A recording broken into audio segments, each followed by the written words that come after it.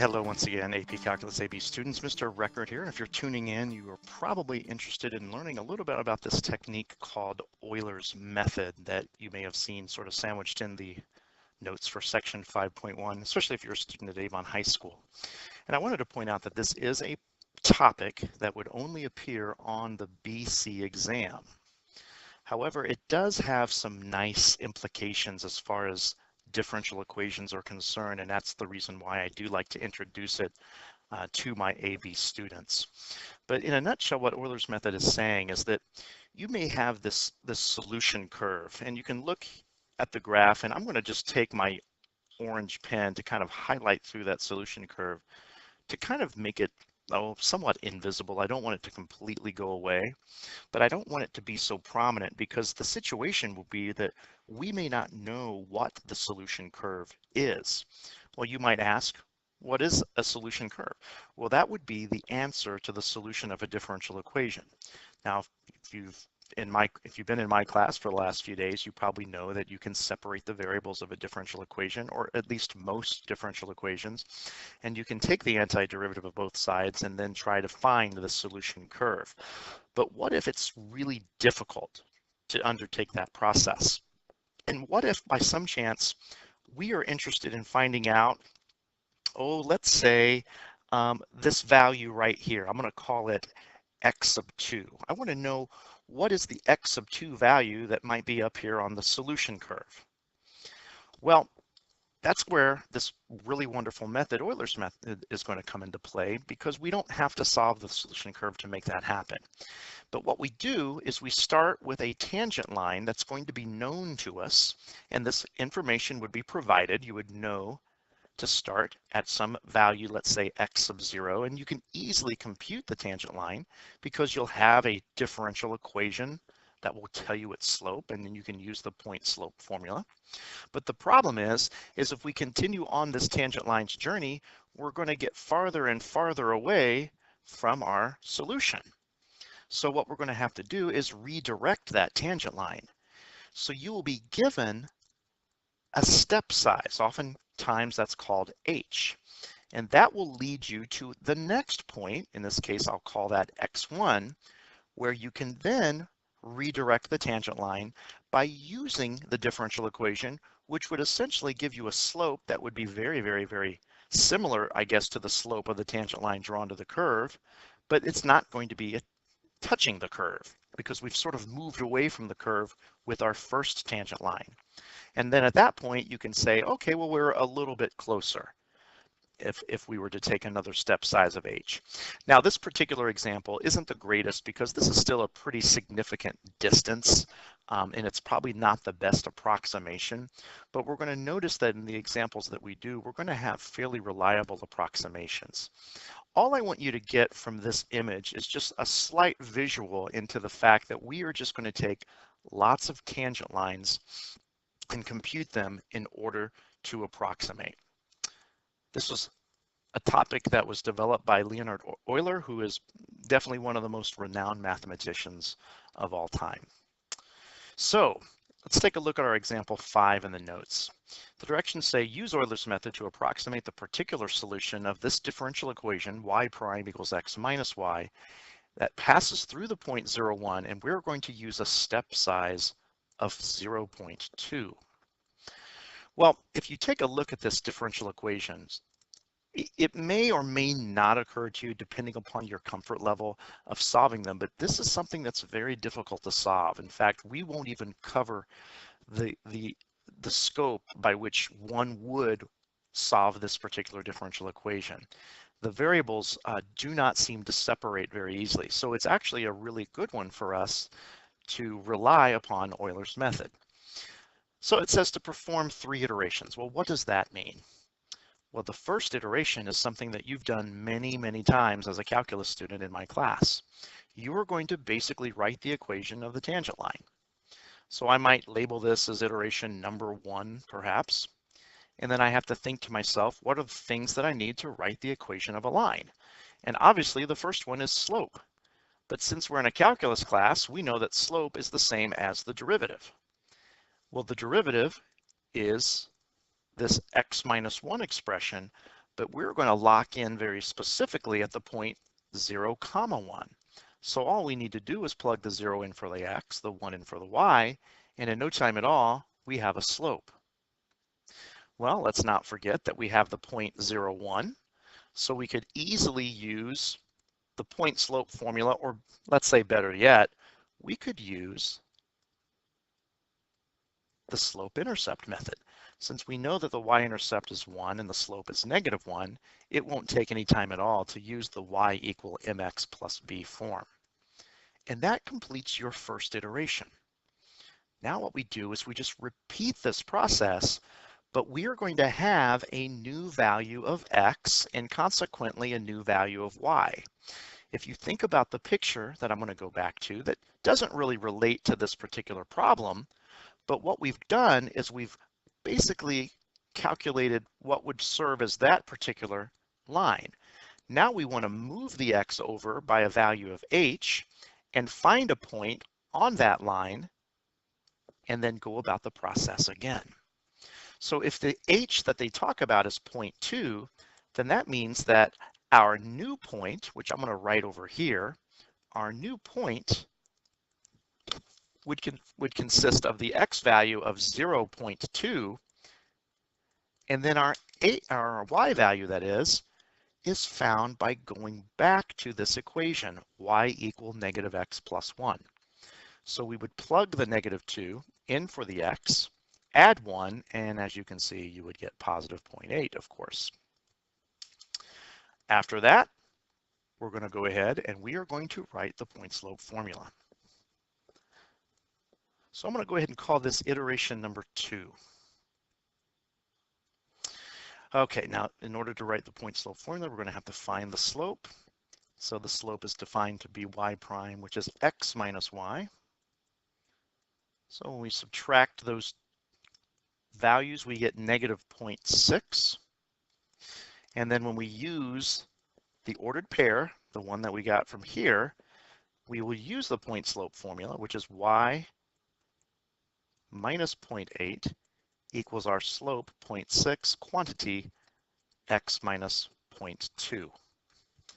And now we have a somewhat serviceable equation, but I will say that it might be in our best interest to isolate the y value.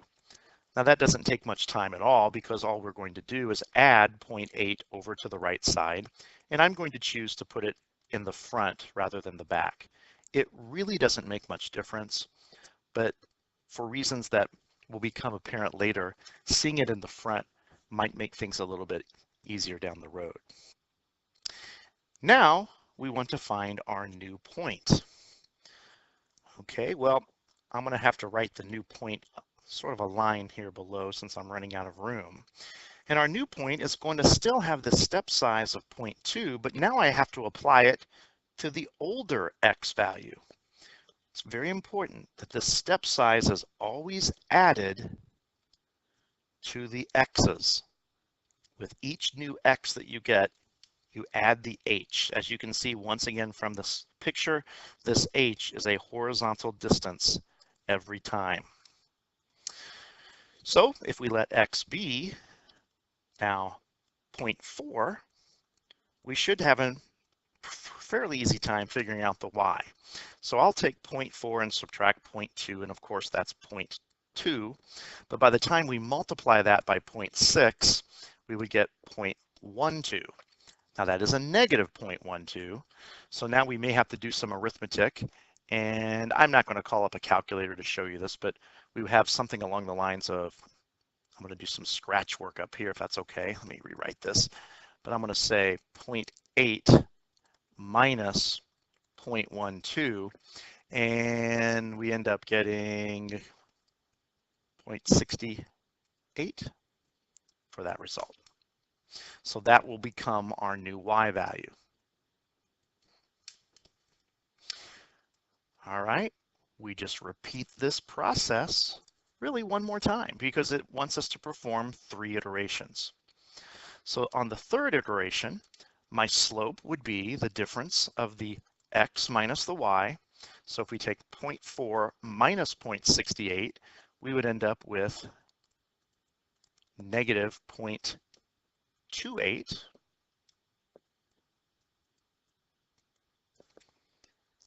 And then we could use that as our slope. Double checking some arithmetic here. And here's our point slope formula. Y minus the y value times the slope times the quantity x minus the x value. And I'm going to go ahead and solve for the y like I did before and just swing that 0.68 over. That will help us answer part B. Now, a couple of things that I want to talk about before we move on to the next part. Sometimes, depending on the definition of what an iteration is, I've known some classroom teachers to not count the initial tangent line as an iteration. And I don't really want to get into the semantics about what does it mean to be an iteration. My goal is for you students to be able to understand the process. So I'm going to go ahead and call that blue step an iteration. And the second thing I wanted to point out is the mathematician inside of me and inside of perhaps some of you might kind of dictate that it's probably not a good idea to use various versions of these y's and x's, and maybe it's a little safer to use subscripted values for that first iteration and then use subscripted 2's for the next iteration. And I guess maybe the main thing to point out is, you know, how could the slope be -1 and then change to -0.6 within the same problem? So we really probably ought to use the idea that there are new variables introduced each time. I do not make that a point of, say, contention in my classroom, so I would not deduct points on a student's exam if you failed to put those subscripts. And the advanced placement test is going to be very lenient with that as well. But I do want to kind of point out that it is good and proper mathematics notation to probably use the subscripts. And then it's very likely too that you won't be asked to just perform X number of iterations. You're going to do this process to accomplish something, and that would be to approximate some unknown value, in this case 0.8. So as you can see, in order to do that, we are going to have to process another iteration. Because if we continue from our green step here, our new point is going to utilize an H value of 0.2, thus taking us up to 0.6. And then the Y value would be obtained by plugging the 0.6 into this particular expression. Now, as you can see, things start to get a little rough. I get it. It's a little frustrating now to take 0.6 minus 0.4. Just follow the order of operations, and of course you get 0.2. And if you multiply that by 0.28, we would get a 0.056, but of course it would be negative. So to kind of recap, we'd have 0.68 minus 0.056.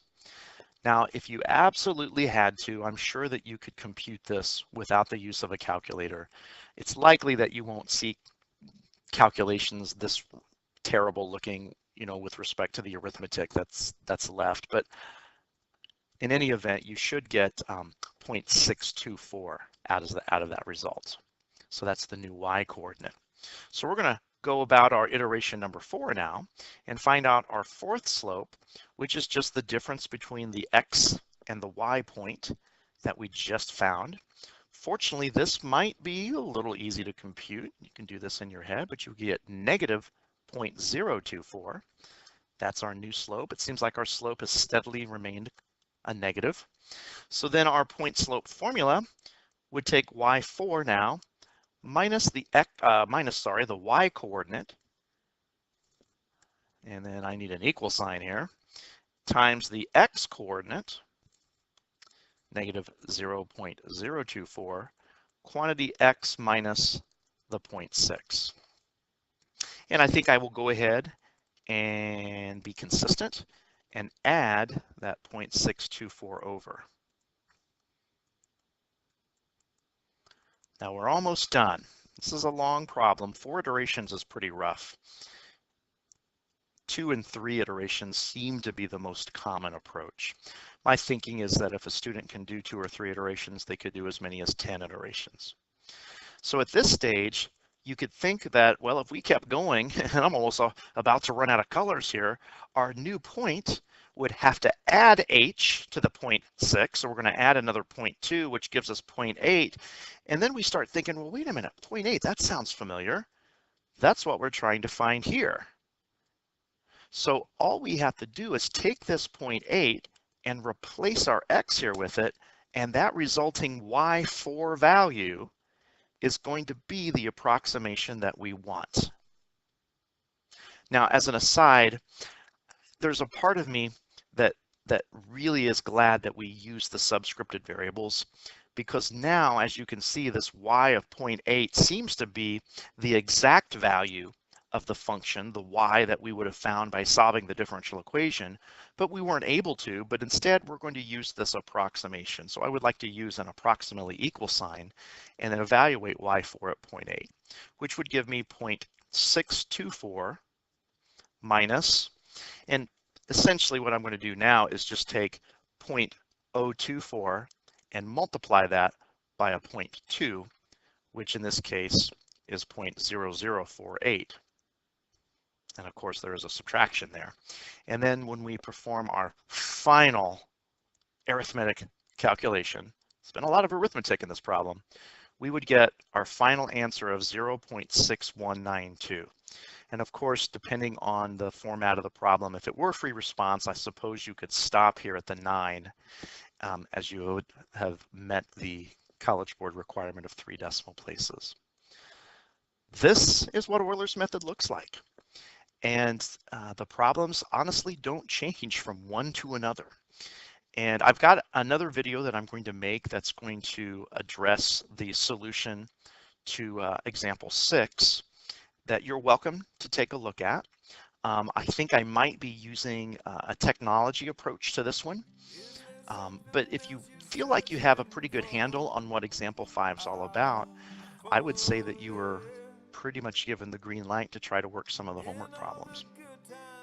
Anyway, I hope this helps, and I will see you at the next video.